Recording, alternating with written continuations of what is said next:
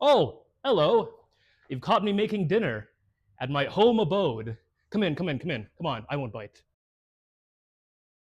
Neelsen the man versus Neelsen the idea. Well, that is the interesting conundrum because I think, well, there's some layers to it, isn't there? Because on one hand, it's all just me. Like, this is basically how I act.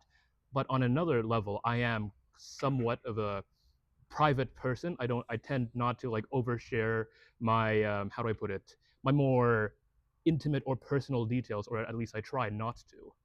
However, like it is a bit anachronistic, just the way that I suppose how people view me as a person versus as an entity, as it were. I've been described as an entity or an idea multiple times, actually.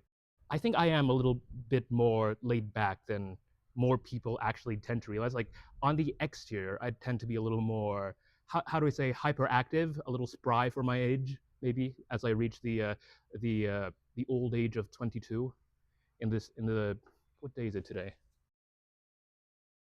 Well, I think anachronistic is the right way to describe me as a person generally, because quite frankly, like the way that I dress, it's very much so like an amalgamation of pseudo Victorian attire and I guess I don't know more modern tendencies, as you can see with the Converse.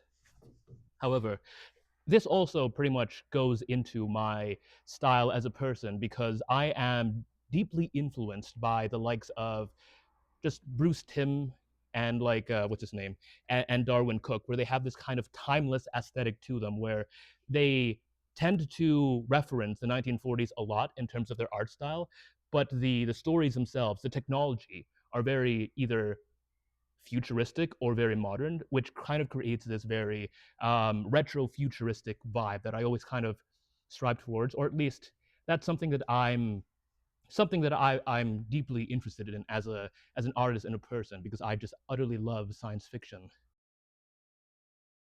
Well, I think I'm very privileged in the way that people, at least in my perception, people do take me seriously due to my, I guess, artistic abilities because there's not many people, at least like from my experience, where people are like, oh, hey, I have a friend who animates stuff. Oh, I have a friend who does VFX and like has relatively decent-ish, expertise. Well, I say that lightly.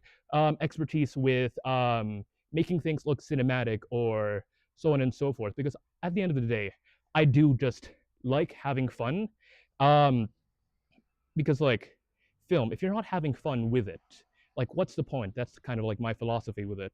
Um, in regards to I don't know, like my perception on being taken seriously, I think I would like to be taken seriously, but one of my recent shorts that I've worked with one of my dearest friends, Liam Gettis, is about him being chased down by the Edmonton Talus Dome balls, because he was not able to cite at least five bibliography stuff for his science fiction paper, and he was utterly terribly gunned down by an ionizing radioactive weapon.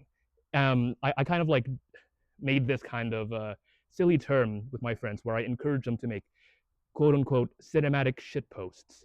And I think that says a lot about me as a person and as a filmmaker. I think what separates the, I guess, in camera filmmaker with an animator is, well, it's all about obsession, isn't it? Because an animator, you kind of have to be obsessed with every minute little detail. You need to be very detail oriented. Um, and what I mean by that is, for example, in live action or just like in camera stuff, the actor has kind of varying ideas on how a character could be physically acted or how a line is to be said, and they only have like a limited amount of time to do so. So you need to get on with the shot, and even with the backdrops, the sets and designs.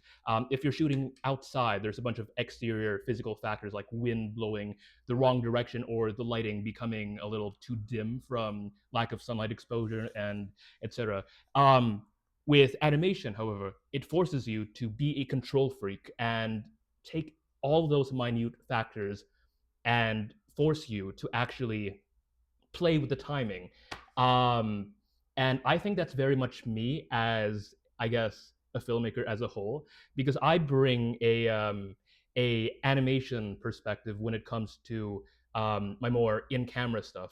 For example, like I take longer to set up my shots. I'm more meticulous about how an actor shoots, or sorry, how an actor kind of enacts a sort of how do I put it?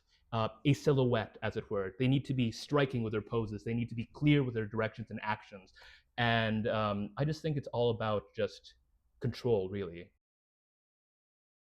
The technical processes between live action and animation, well, there's barely any room for improvisation for the animation process, unless, of course, you're talking about, I guess, um, line deliveries, or if, for example, the animator has a bit of a personality and wants to give a character a quirk just on the whim. Um, Equipment wise, I think it's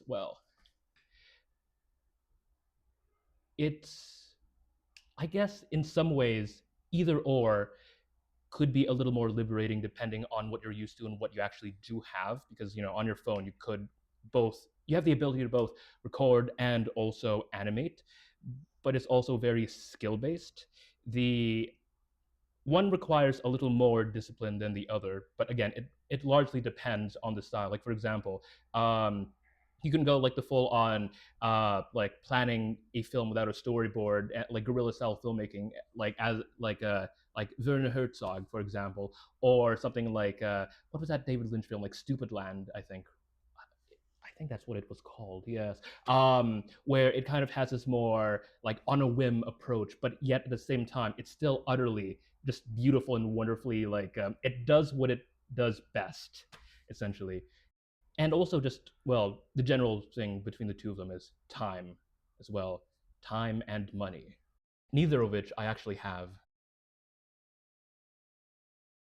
Being as someone who kind of began with animation as a forte into film. Like I actually began working with stop motion with my Lego minifigures when I was what I want to say. Well, I don't actually remember the age, but I grade wise, I think I was in grade 7 or 6 or 5. But anyways, the differences between so and so are rather kind of it's a challenge because you don't have that control that I mentioned beforehand, but also it's a lot more forgiving almost because dealing with like wonderful other people with different skill sets that aren't just animation, because a lot of people are just they don't have the time to invest all their effort and like 1/3 of their life toiling away with animation. So instead they go with in-camera stuff, or they go with like scoring films, or they act, or just all that wonderful aspects of filmmaking as a whole.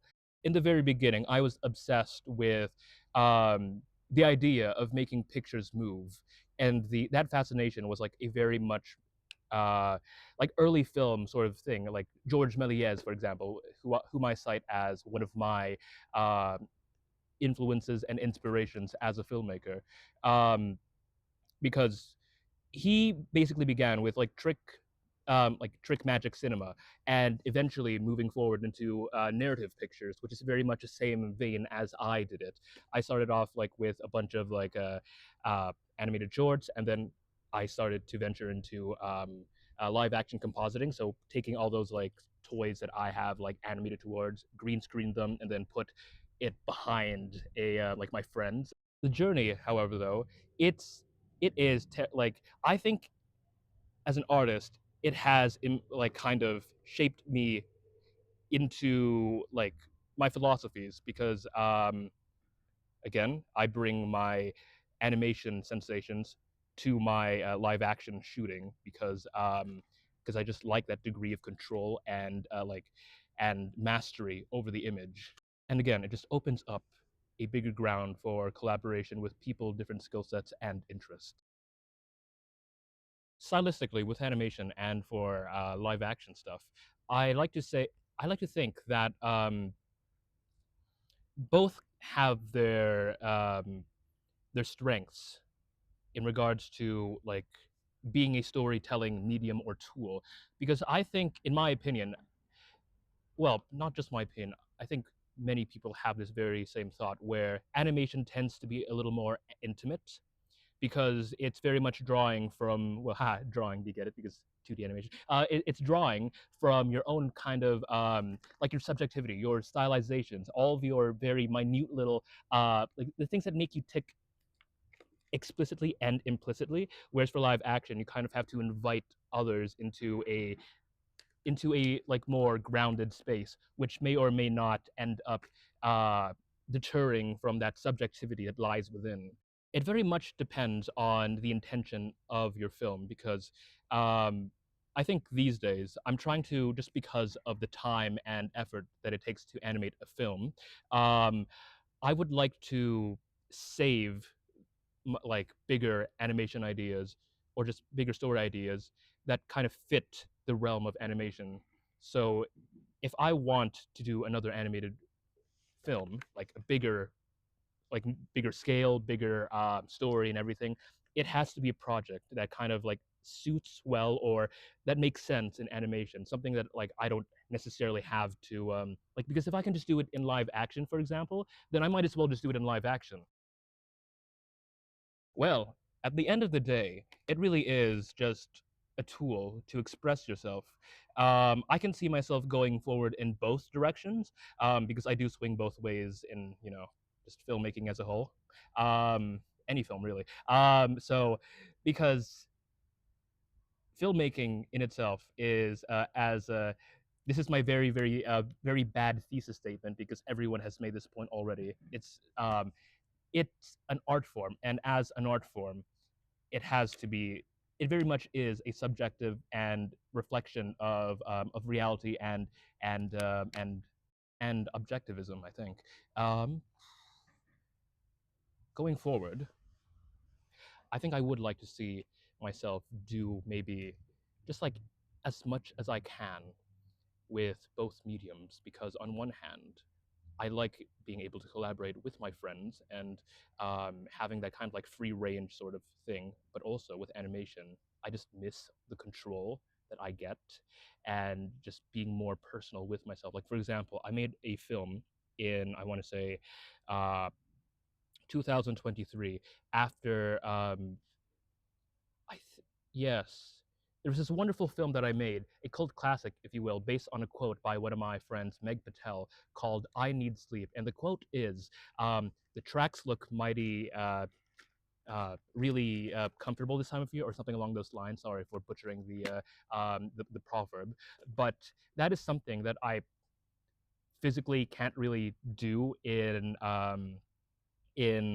live action, well, without a bunch of permits and permission from the city and etc., or just like extensive set planning or building. So that's why it kind of lent and uh, and having it be animated also just kind of elevates this sort of this mood, this kind of like the really really dumb perception or idea where animation is for kids or something like that. But then the actual content is a man being driven to extreme fatigue where he considers sleeping on the tracks being incredibly attractive or favorable. Whereas for animation, for example, right now I'm working on a Western picture with my dear friends, James Crowley Roberts, Aidan Lynch, Josh Miller, and etc. Those are my actors, by the way. And that one, as much as I would love to see it animated, for example, that is very much more of a live action piece because it's a homage to spaghetti westerns, which lends itself more to, I guess, emulating this gritty realism style, this stylized gritty realism. So going on forward, it just is nice to have this variety, but it depends on what's more subjective and what's more doable with time and effort.